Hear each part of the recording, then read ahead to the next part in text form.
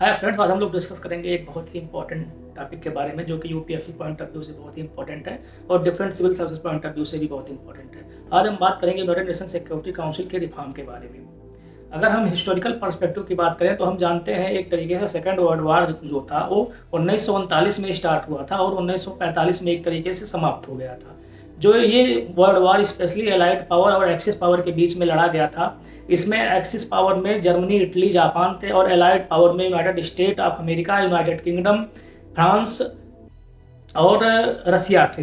तो उसी संदर्भ में हम बात करते हैं कि इसमें एक तरीके से एलाइड पावर की जीत होती है और एक्सिस पावर इस बैटल में हार जाता है। एक तरीके से हम जानते हैं कि जापान को एक तरीके से यूनाइटेड स्टेट ऑफ अमेरिका ने हरा दिया था और जर्मनी को एक तरीके से रसिया ने हरा दिया था। तो सेकेंड वर्ल्ड वार जब समाप्त हुआ था तो उसी के बाद से एक तरीके से वर्ल्ड बैंक और इंटरनेशनल मॉनेटरी फंड की स्थापना होती है और यूनाइटेड नेशन ऑर्गेनाइजेशन बनता है। तो यूनाइटेड नेशन ऑर्गेनाइजेशन जब बनता है तो उसके एक आर्गन के रूप में यूनाइटेड नेशन सिक्योरिटी काउंसिल की भी स्थापना की जाती है और उस सिक्योरिटी काउंसिल में एक तरीके से 5 परमानेंट देशों को शामिल किया जाता है।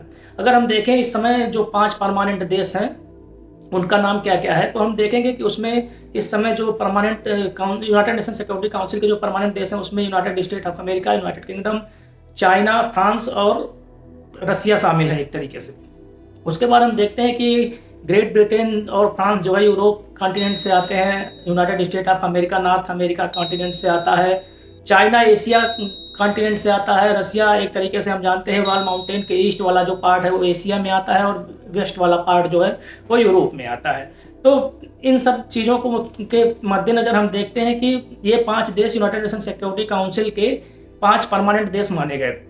दूसरे रिस्पेक्ट में हम और जानते हैं कि 10 और देशों को रोटेशन बेस पे 2-2 साल के लिए अपॉइंट किया जाता है कि एक देश 2 साल के लिए एक तरीके से परमानेंट मेंबर नहीं रहेंगे, टेम्परेरी मेंबर रहेंगे यूनाइटेड नेशन सिक्योरिटी काउंसिल के। तो उसी पर्सपेक्टिव में हम जानते हैं कि वर्ल्ड में अगर हम देखें कि इस समय यूनाइटेड नेशन जनरल असेंबली में टोटल 193 मेंबर हैं और 193 मेंबर हैं और उसमें केवल यूनाइटेड नेशन सिक्योरिटी काउंसिल के 5 परमानेंट मेंबर हैं। और इसमें हम देखते हैं कि एक तरीके से लैटिन अमेरिका या कहें साउथ अमेरिका का इसमें यूनाइटेड नेशन सिक्योरिटी काउंसिल के परमानेंट मेंबर में कोई भी एक तरीके से मेंबर नहीं साउथ अमेरिका से। तो उसके बाद हम देखते हैं कि एशिया से अगर हम देखते हैं तो एशिया बहुत बड़ा कॉन्टिनेंट है, उसमें एक तरीके से चाइना ही एक मेंबर है एशिया की तरफ से। अफ्रीका का कोई भी मेंबर जो यूनाइटेड नेशन सिक्योरिटी काउंसिल का परमानेंट मेंबर नहीं है। उसी संदर्भ में हम बात करते हैं कि आखिर ऐसा क्या किया जाए कि यूनाइटेड नेशन काउंसिल के जो भी परमानेंट मेंबर हैं उनकी संख्या को बढ़ाया जाए और ये एक तरीके से ट्रूली जो है एक तरीके से लेजिटिमेट बॉडी होनी चाहिए। 5 देशों ये ग्रुप जो है एक तरीके से हम जानते हैं कि आपसी मतभेद बैटल और आपसी मतभेद के चलते बहुत सारी जो है डील या कैंसिल कर देता है डिफरेंट वर्ल्ड फोरम पे। तो दूसरी बात हम देखते हैं कि 5 देश जो यूनाइटेड नेशन सिक्योरिटी काउंसिल के परमानेंट मेंबर हैं ये पूरे वर्ल्ड का एक तरीके से प्रतिनिधित्व नहीं कर पाते हैं। ये एक तरीके से जितने भी यूनाइटेड नेशन ऑर्गेनाइजेशन के रेजोल्यूशन होते हैं उसको एक तरीके से वीटो कर देते हैं। अब जैसे रसिया का मैं एक एग्जांपल, रसिया कोई भी सीरिया के खिलाफ अगर कोई भी मैटर आता है तो उसको वीटो कर देता है। रसिया माली के खिलाफ अगर कोई लेजिस्लेशन आता है यूनाइटेड नेशन ऑर्गेनाइजेशन से तो उसको वीटो कर देता है। और उसमें हम देखते हैं कि अगर नॉर्थ कोरिया का भी मैटर आता है तो रसिया एक तरीके से वीटो कर देता है।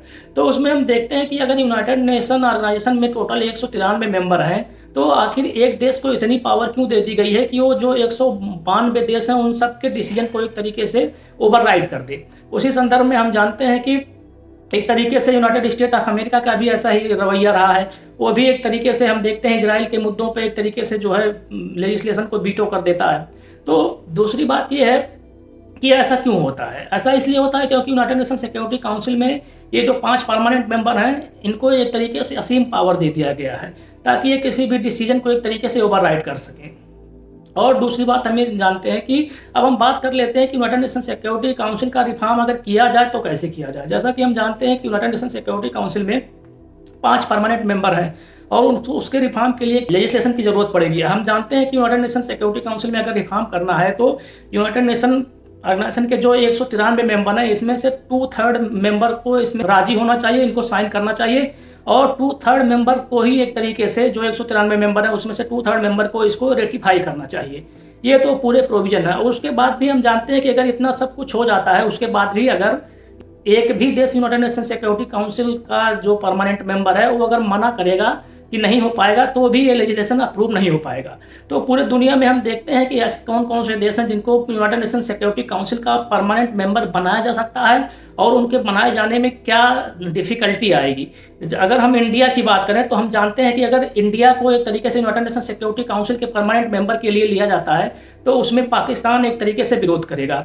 चाइना एक तरीके से हम जानते हैं एशिया में यूनाइटेड नेशन सिक्योरिटी काउंसिल का परमानेंट मेंबर है, वो भी एक तरीके से विरोध करेगा कि इंडिया को यूनाइटेड नेशन सिक्योरिटी काउंसिल का परमानेंट मेंबर ना बनाया जाए। एक तरीके से हम जानते हैं इंडोनेशिया भी एक तरीके से बहुत ज़्यादा फुलफिल नहीं करेगा इंडिया की डिमांड कि इंडिया को एक तरीके से permanent member United Nation Security council का बनाया जाए। तो ये इंडिया के पर्सपेक्टिव से हो गया। हालांकि इंडिया का समर्थन यूनाइटेड स्टेट करता है, फ्रांस करता है, ग्रेट ब्रिटेन करता है, रसिया करता है, लेकिन उसमें जो है डिसीजन कंसेंसस में होना चाहिए। अगर चाइना इस डिसीजन को नहीं मानता है कि यूनाइटेड नेशन सिक्योरिटी काउंसिल में इंडिया को परमानेंट जगह मिलनी चाहिए तो सब कुछ होते हुए भी सारी चीज़ें बेकार हो जाएंगी और India United Nation Security council का परमानेंट मेंबर नहीं बन पाएगा। दूसरे शब्दों में हम देखें, अगर हम साउथ अमेरिका की बात करें तो हम उसमें जानते हैं कि ब्राज़ील सबसे बड़ा देश है।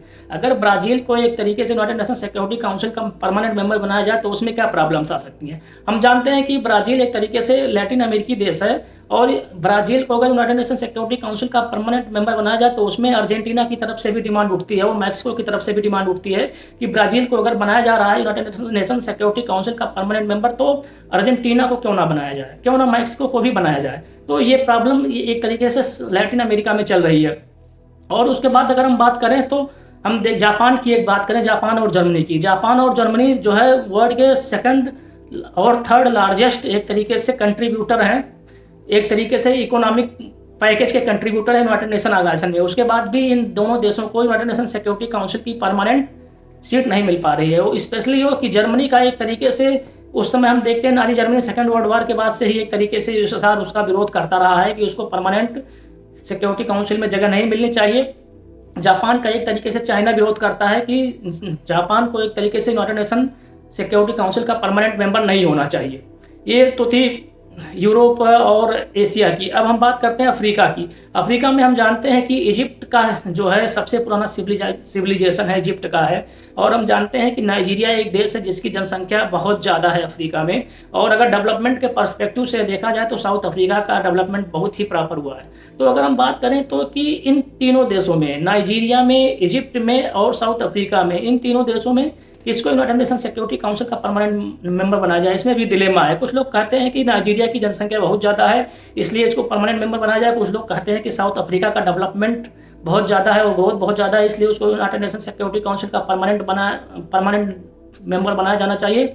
और कुछ का कहना है कि इजिप्ट की सिविलाइज्ड नेशन है और इसकी सभ्यता बहुत पुरानी है इसलिए इसको यूनाइटेड नेशन सिक्योरिटी काउंसिल का परमानेंट मेंबर बनाया जाए। लेकिन जैसा कि वर्ल्ड का मानना है कि ये सब सारी चीज़ें हो नहीं पा रही हैं क्योंकि एक देश के अगेंस्ट में दूसरे देश आ जा रहे हैं। तो वे फॉरवर्ड क्या होगा इसमें, क्योंकि हम जानते हैं यूनाइटेड नेशन सिक्योरिटी काउंसिल में केवल 5 परमानेंट मेंबर हैं और उसमें 10 टेम्परेरी 2 साल के लिए चुने जाते हैं देश। और उसके बाद अगर हम बात करें तो यूनाइटेड नेशन ऑर्गेनाइजेशन में टोटल 193 मेंबर हैं। तो 5 देश केवल जो परमानेंट मेंबर हैं वो केवल 193 देशों का प्रतिनिधित्व नहीं कर सकते हैं। इसलिए सिचुएशन कैसी भी हो, यूनाइटेड नेशन सिक्योरिटी काउंसिल के जो 5 परमानेंट मेंबर हैं इनका नंबर बढ़ा के कम से कम 10 किया जाना चाहिए। थैंक्स गाइस, आज के लिए इतना ही।